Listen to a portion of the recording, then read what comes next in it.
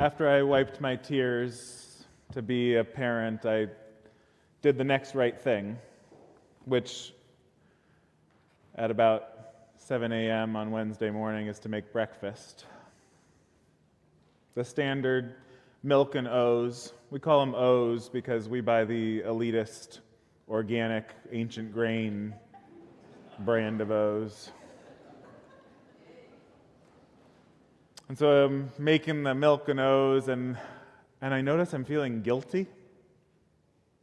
I don't know if any of you noticed feelings of guilt this week. I felt guilty to be doing something so mundane, so normal.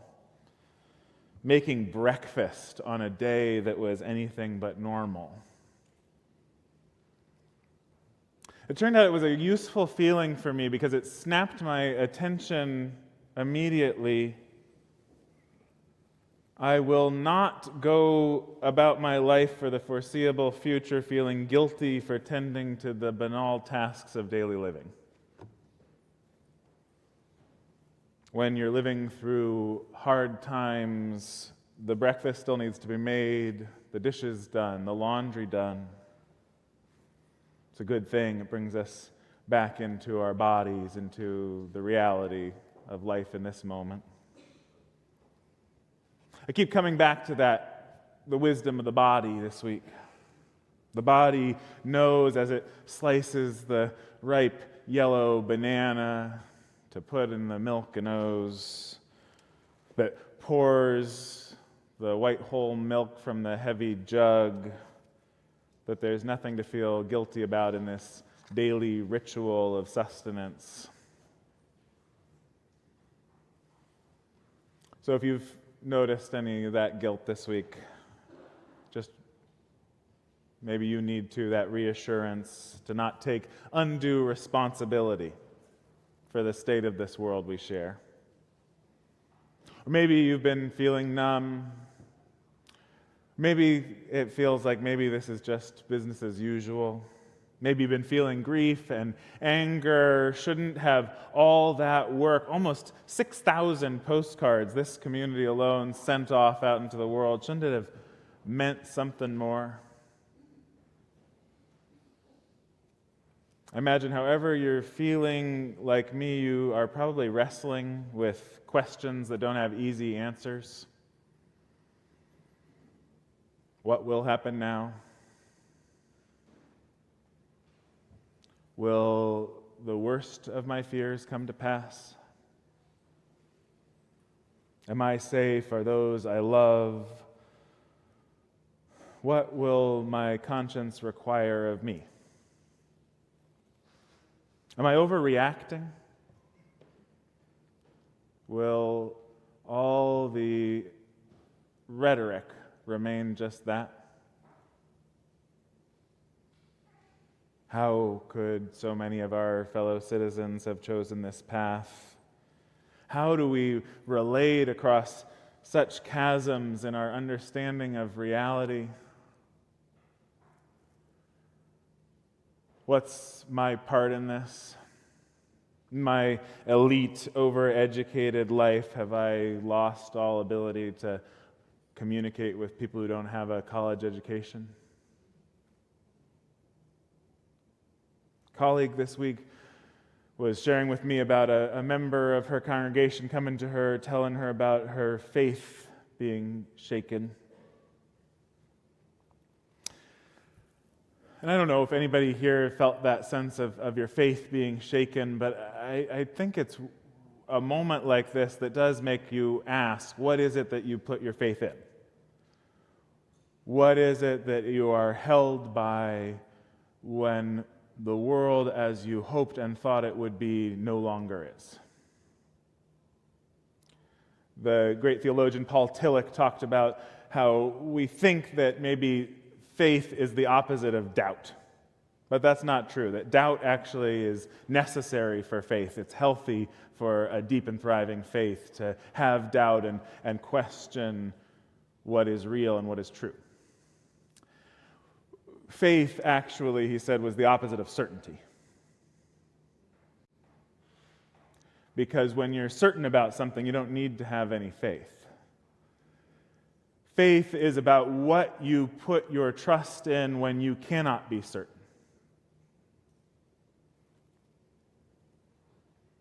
So now may be time to let heartbreak and despair lead you on a journey to a deeper faith, to find that deeper sustenance that cannot be shaken by a political moment like this. If you've put your faith too much in liberal politics or political organizing, if you've put your faith too much in a vague sense of faith in humanity, there might be a deeper call now to ground yourself in something that will sustain you when courageous choices need to be made. Last week we were talking about the history, this context of all it is and has been to paint the stark and grave danger, the authoritarian dimension of the political movement that won this election poses. And since then I've been thinking about this context of all we live and everything that came before, to remember that we are bound together also not only with our fellow citizens alive today, but with all those ancestors who've come before.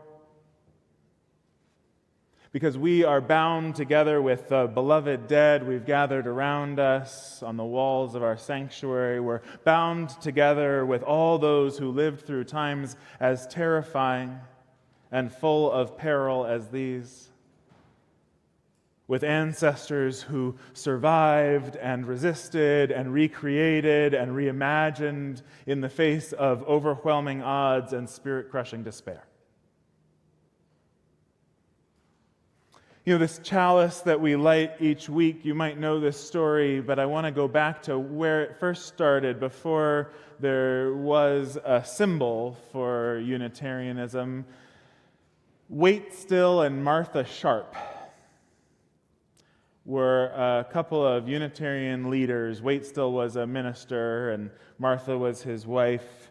They left their 3- and 6-year-old children in the care of beloved members of their congregation in Massachusetts in February 1939 and set sail for Prague, where they had felt called by their faith to help the people who were suffering terrible wars and atrocities in Europe. A month into their mission, they found themselves working through the night, burning all their notes and papers. Just 1 month in, as Nazis claimed Czechoslovakia, they decided to keep no records of the refugees they smuggled out of Nazi-occupied Europe. For their own safety and the safety of those they were assisting, nothing could be written down. What had begun as a simple church mission quickly required a stunning level of courage. There's a movie, The Sharps War, about them if you want to hear the whole cloak and dagger story. But the moment I want to lift up is as they worked with more and more Unitarians to provide the aid they could, help smuggle refugees out and humanitarian supplies in, they eventually were the founding staff of the Unitarian Service Committee. And as they formed this organization to do what they could, individual by individual, getting people out, helping those in need, to save lives and protect human dignity in the face of a political movement fueled by hate and grievance, at one point they turned to an artist.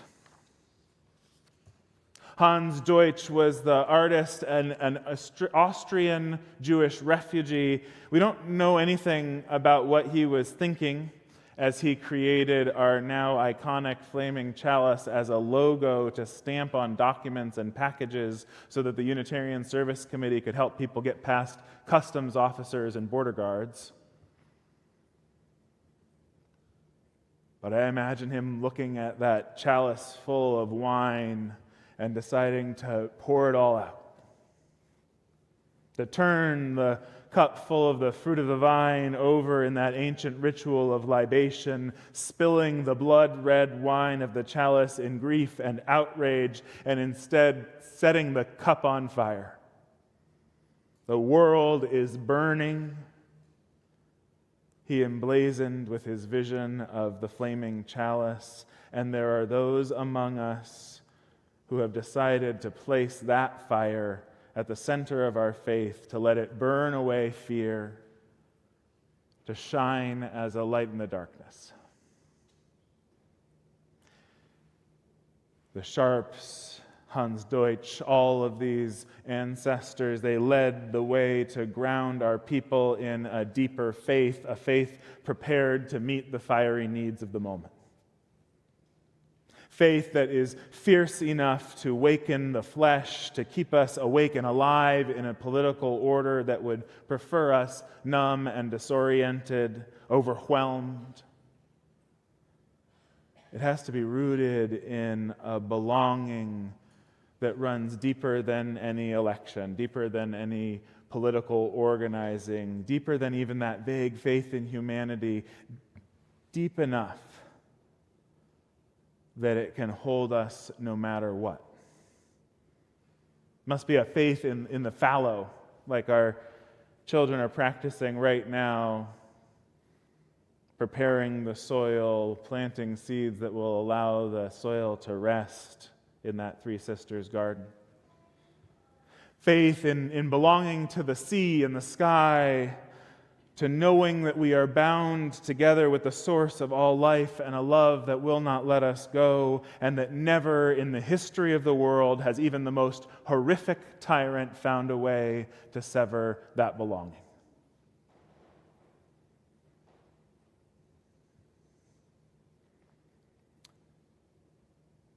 And with this faith, what shall we do? What is the next right thing?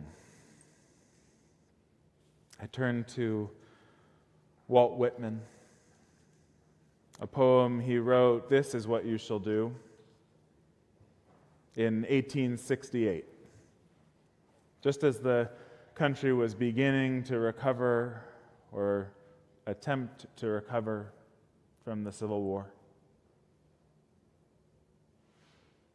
This is what you shall do. Love the earth and the sun and the animals. Despise riches, gives alms to everyone that asks. Stand up for the stupid and the crazy. Devote your income and labor to others. Hate tyrants. Argue not concerning God. Have patience and indulgence toward the people. Take off your hat to nothing known or unknown, or to any man or number of men. Go freely with powerful, uneducated persons, and with the young, and with the mothers of families. Read these leaves in the open air, in every season of your life. Re-examine all you've been told at school or church or in any book. Dismiss whatever insults your own soul.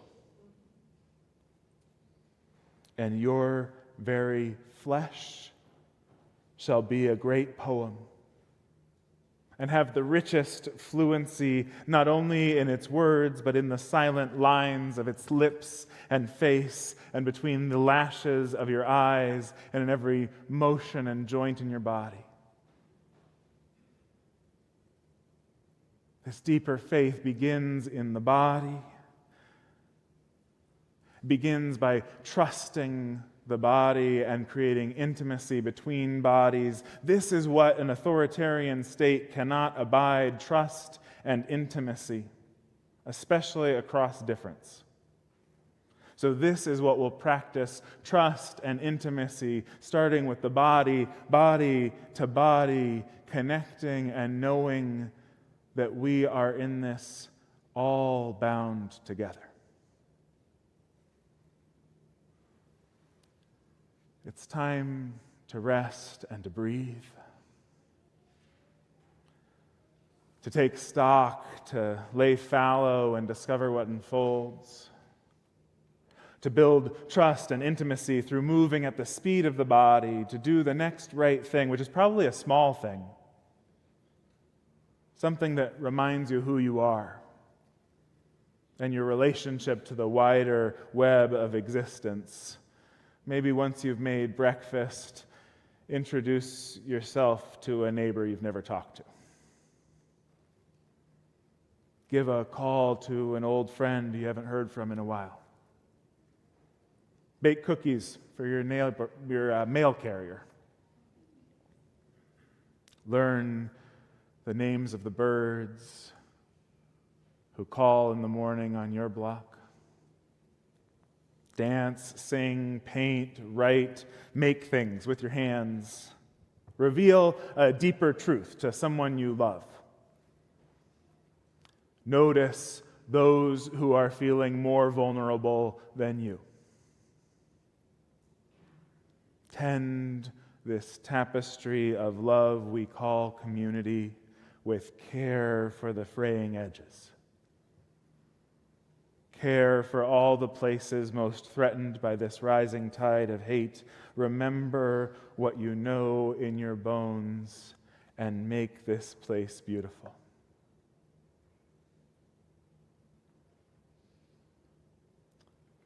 One last poem to close.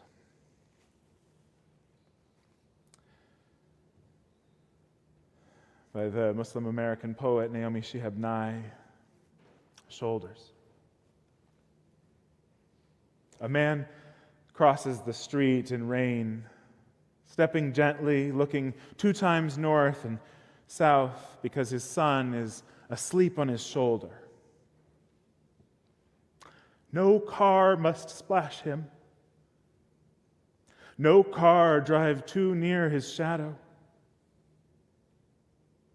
This man carries the world's most sensitive cargo, but he's not marked. Nowhere does his jacket say, fragile, handle with care. His ear fills up with breathing. He hears the hum of a boy's dream deep inside of him. We're not going to be able to live in this world if we're not willing to do what he's doing with one another. The road will only be wide. The rain will never stop falling. May we walk each other home, whatever comes. May it be so, and amen. Choir is going to sing a piece. This is by Melanie DeMore. She wrote it in 2016, just after the November election that year. Feel what your body needs. You can just sit and listen. You can rise and join in singing. Lead with love.